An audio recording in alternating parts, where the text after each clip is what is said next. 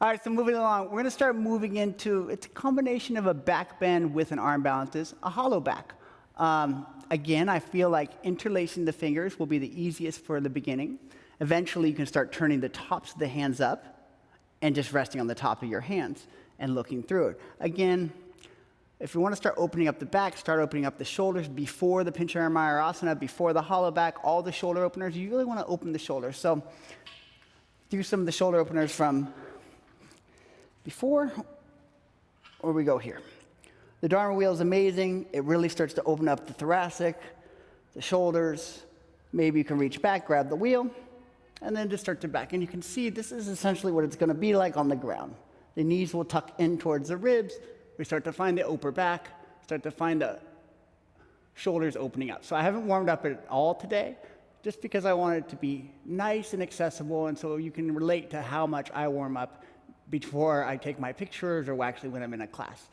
If you warm up correctly, your body will open up tremendously more than it is at its resting spot. So let's breathe here. A lot of times I'll do like 5 sets of 90 seconds.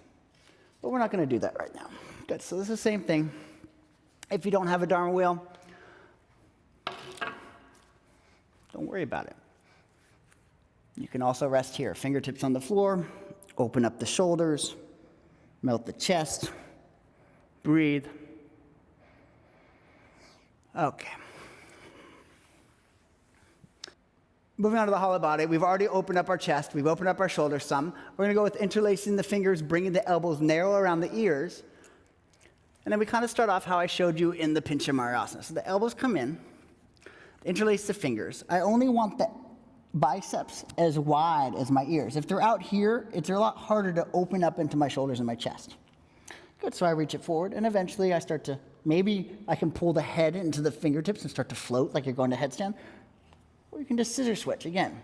So it's usually once you found a little bit of stagnant. Notice if your legs are limp, it's a lot harder to balance. But if you squeeze your knees together, pin your feet together, it's a lot easier to push through.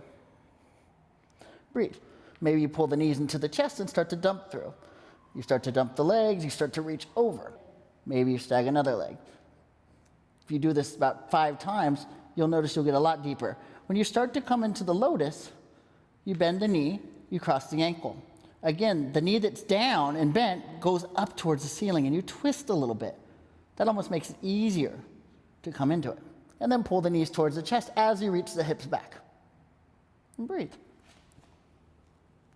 Come down slowly. Lots of variations. Don't force anything, don't rush anything. Just play with it. Sometimes you can use a couch on the other end if you're afraid of going over. But the key is not to go anything crazy. It's, again, do the pancakes, do the single leg forward folds, do spinal waves. Make sure your body's nice and warmed up before any of this stuff, and you'll have a nice, long, healthy yoga career.